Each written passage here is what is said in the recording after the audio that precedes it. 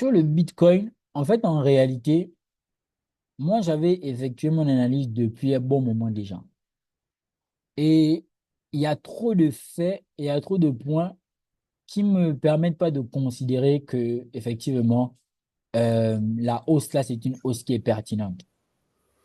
Bon, on sait que Bitcoin, comme j'ai dit dans une vidéo sur YouTube, la dernière vidéo qui parle de l'analyse de marché, je posais une question. Est-ce qu'on va assister à un Bitcoin à 70 000 $ ou est-ce qu'un Bitcoin a une chute à 44 000 $?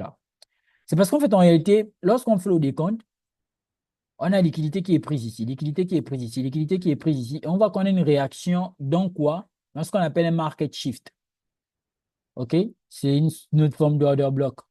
C'est inversé, en fait, de façon générale. Le breaker block, autant pour moi. Inversé. Donc là, on réagit ici. Mais non. Normalement, la réaction qu'on a ici sur Bitcoin, elle nous permet de faire quoi? Elle nous permet normalement de démarrer un spring pour monter. Donc, on voit que là, on a quoi? Là, je pose la question, spring ou illusion. Donc, normalement, quand on démarre ici, c'est pour venir faire quoi? Sauter les liquidités qui sont en haut là. Grosse liquidité en attente, surtout au niveau de 73 000 $ parce qu'en fait, en réalité, ici, on a un BC. Mais le problème avec ça, c'est que, vous avez vu, on a fait le test, on a tout fait, tu vois.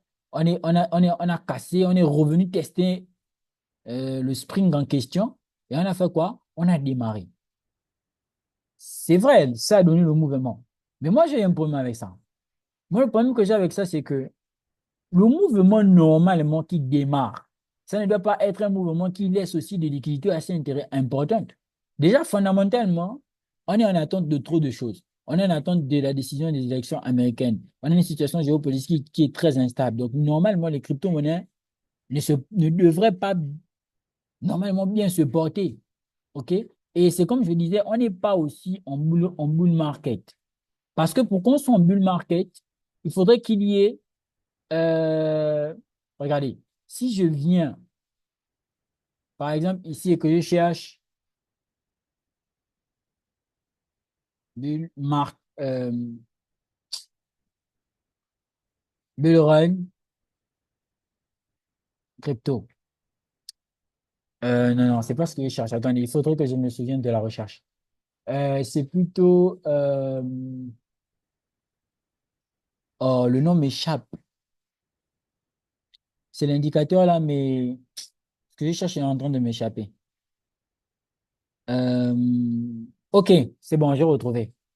C'est ce qu'on appelle, s'il faut parler de alt season, vous savez, quand vous avez trop de trucs dans la tête là, au bout d'un moment, ça pète, hein. Ok. En fait, pour qu'on ait une alt season, ok, il faudrait quoi? Il faudrait quoi?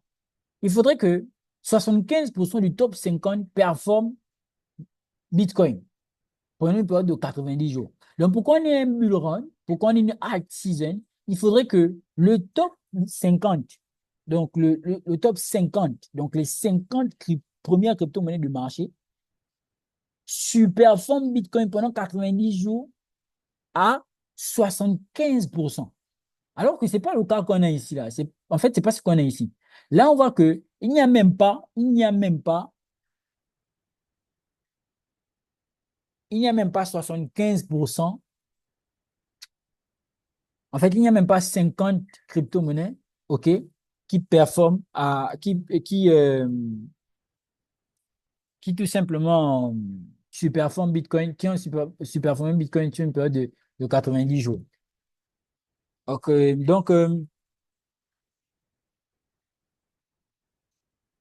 vous voyez que dans ce sens-là, on ne peut pas ici se permettre de dire que nous sommes dans une alt season. Et il n'y a pas encore d'indicateur, même au niveau technique, qu'il s'agisse du total market 2 ou encore des USDT. Je ne vais pas nécessairement revenir dessus, USDT en termes d'indicateurs qui démontrent, ou encore même de la Bitcoin dominance. Rien en fait ne montre, rien en fait ne montre qu'en fait, en réalité, là, on est réparti dans une alt season. Donc, dans ce sens-là, on est toujours dans une grosse consolidation de Bitcoin. Et je disais que le spring, le mouvement qui doit donner normalement le démarrage pour aller sauter le niveau là, fondamentalement, on a la baisse des taux d'intérêt, c'est une très bonne chose. Mais je pense que pour qu'on ait encore un autre mouvement comme ça, la prochaine baisse des taux d'intérêt, je pense que c'est le 27 novembre. C'est en novembre. Là encore, je pense qu'on pourra encore avoir un marché crypto qui pourra réagir. Mais avant novembre, on a octobre. Et pendant tout ce mois d'octobre, c'est vrai que Bitcoin, généralement, en octobre, performe bien. OK? Mais le problème à moi, ici, c'est que ce niveau-là, c'est une trop grosse liquidité importante. Et donc, lorsqu'on va se placer maintenant en weekly, vous avez vu ce qu'on a en weekly? Si on considère en weekly comme étant ici, comme étant une base, là, on est toujours dans le niveau premium. Alors que c'est un discount de ce weekly-là qu'on doit normalement chercher à buy.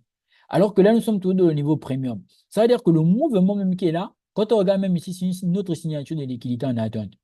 Voici pourquoi moi je dis que je suis toujours sceptique sur cette hausse qu'on a vue là. Je pense qu'on peut encore mieux se casser la face jusqu'au niveau des 40 000, de 49 à 44 000 dollars. Bon, comme on dit souvent, il faut croire en ces analyses. Voici pourquoi moi, j'ai eu à faire mon analyse et je me suis préparé en conséquence, j'ai pris mon short sur Bitcoin. Donc, pour ceux qui vont demander l'avant, c'est ici. Voilà. Ça, c'est l'analyse avant. Et après, c'est actuellement là. Je suis en short sur Bitcoin. Et je sais pas, j'ai déjà pris j'ai déjà pris certains profits. Et là, je suis passé à break-even. Au cas où, finalement, ils se retournent sans venir sauter ces niveaux de liquidité là. Donc, entre-temps, qu'est-ce que je fais? Je suis très calme. Et entre-temps, qu'est-ce que j'ai fait? J'ai investi naturellement. Je rachète les crypto-monnaies de des niveaux assez importants. Je ne m'affole pas. Par contre, vous allez remarquer que sur YouTube, je fais plus trop de vidéos comme avant parce que là, c'est pas une période où il faut être distrait. C'est une période où il faut être concentré. C'est pourquoi, une fois de plus, pour ceux qui veulent encore, j'ai créé le canal privé Telegram qui vous aide à préparer votre bull market, Miss Crypto, celui-ci, à l'intérieur duquel vous allez retrouver tous les bons plans. Analyse crypto, crypto dans lesquels investir, tout ça, c'est dans le lien, une fois de plus, en bas de description. Donc, pour le marché crypto, actuellement, pour moi, il y a RAS. Je suis encore je suis et nous sommes encore normalement en attente de beaucoup de points fondamentaux. Mais par contre, ce qu'on peut déjà aussi remarquer comme étant un point intéressant, c'est que euh, cette hausse qui a eu dernièrement nous a permis de comprendre qu'il y a certaines crypto-monnaies qui ne sont pas mortes, donc notamment dans l'intelligence artificielle. Il y en a d'autres secteurs que aussi, une fois de plus, je peux proposer dans le canal privé. Donc là encore, ça, c'est quand même un sentiment de renforcement vis-à-vis de certains investissements qu'on a eu à faire. Et là, il n'est pas question de vous déconcentrer, mais plutôt de rester focus. Donc voici ce que moi j'avais à dire sur le marché crypto. Pour ceux qui me demandent, finalement, donc nous sommes toujours dans une phase de consolidation où on pourrait encore à nouveau retourner chercher les niveaux plus bas. Et donc, vous voyez que là, le target ici, il est à 49 000 dollars, mais il peut encore aller bien plus bas. Avant maintenant qu'on assiste au vrai bull market, eh bien, on se rapproche parce que plus l'accumulation est importante, plus le mouvement qui sera donné sera impulsif et important. Voilà.